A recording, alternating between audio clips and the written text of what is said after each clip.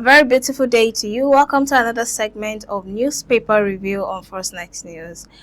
With me is Kings Ojalo. Hello, Kings. Hello, Cassie. How are you doing today? Fine, thank you. Hope you had a good night rest. Of course, thank you so much. All right. Moving ahead on First Daily. Boldly written, Soludo draws the line. I can revoke Onitsha main market, turn it into a school. That's coming from Governor Soludo of Anambra State. Still in the news, from courtroom to Holy Land, Yahaya Bello gets Mecca travel nod. Still in the newspaper, Senate probes railway failures, raising security lapses. Okay, so this is a very sad one here. Bayelsa State's Governor Senator Doediri and dignitaries sit in solemn reflection on Wednesday, January 28, during the tribute in honor of the late Deputy Governor Senator Lawrence Ewhrudjakpo, PhD, as the state pays its final respect to a fallen leader.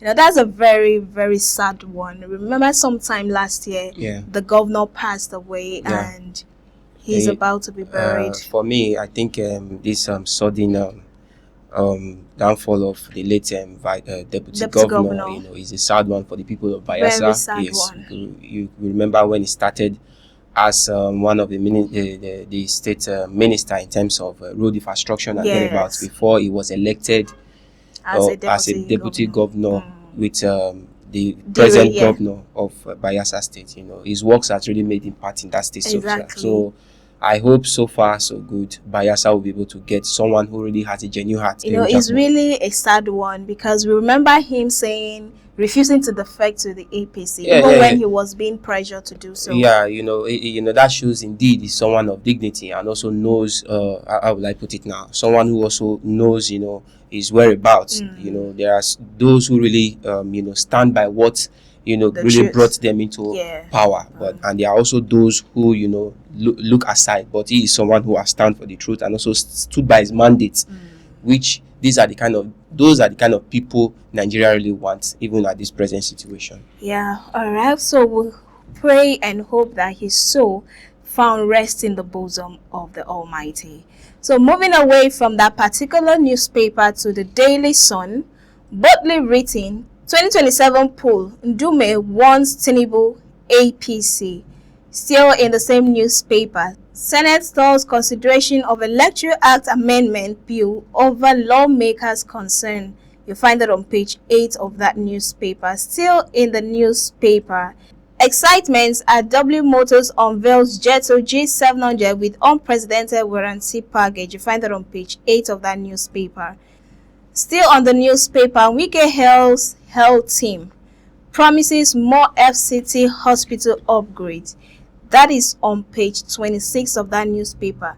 He actually ordered recruitment of more personnel. Is Wike trying to work, or he just scared that people are after him? Well, I think Wike has really come back to his space. To his senses, right? He has realized the consequences of, probably leaving his duty post. So I think he has really taken back his mandate. Yes, and if you look at the previous crisis and also workers, FCTA trying to strikes and strike and all of the protests. We even had them, trying to pursue his convoy and thereabouts. So I think with this move now, definitely Wike should really take his mandate very serious. I hope he meets up for all the lapses. Alright, moving away from that particular newspaper to the Nigerian Tribune. 2027 boldly written, waiting game persists as Senate delays Electoral Act bill. You find that on page 4. Still in the newspaper, on top of the newspaper, Naira on recovery spree strengthens against major currencies. You find that on page 6. Rivers, APC discussing with Wike to resolve impasses. That's coming from Baziru, National Secretary. Still in the newspaper, 4 lenders set for strategic decision as recapitalization deadline approaches. You find that on page 6 of that newspaper. Still in the same newspaper, Borno government orders direct payment of local government allocations. You find that on page 22. Opposition alliance will chase APC out in 2027. That's coming from Buba Gadima. Moving to the next newspaper, The Punch, boldly written, federal government 9 trillion naira domestic loans surge drains lifeline from business. You find that on page 21 of that newspaper. On top of the newspaper, $750 million West Bank loan. Federal government may raise taxes on alcohol, cigarettes. You find that on page 28 of the newspaper. So I'll be handing over to my colleague Kings Ojalo. Over to you, Kings. All right, thank you so much, Cassie.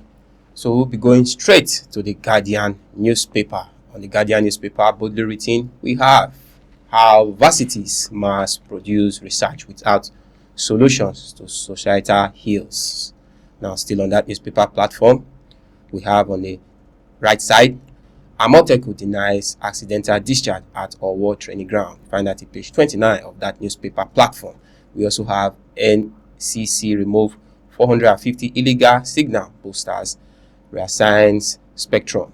Now, still on that, IPOB fought Soludo's threat to revoke Onitsha market ownership rights. Still on that newspaper, APC waits leadership check up as Ndume warns of northern discontents. Find that in page 6 of that newspaper. Moving to the Matrix newspaper. On the Matrix, we have both the written Electoral Act Amendment Bill. At last, Senate wings into action. That is in page 2 of that newspaper. On the top, Onitsha main market shut down. Lawmakers, treasures, appeals to Soludo. Find that in page 3. Now, moving to the bottom line in page 23. Tinubu condoles Super Eagles star Samuel Chukwueze over mother's death. Also in page 3 of that newspaper, Accord Party affirms Adeleke's nomination for Osun governorship race. Now, still on that, police invite BB Naija D1 over viral video on President Tinubu. Alright, and that's it on the newspaper review. Many thanks for staying tuned. I remain your amazing host, Cassie. And I am Kings Ojalo. Many thanks for watching. Do have a blessed day.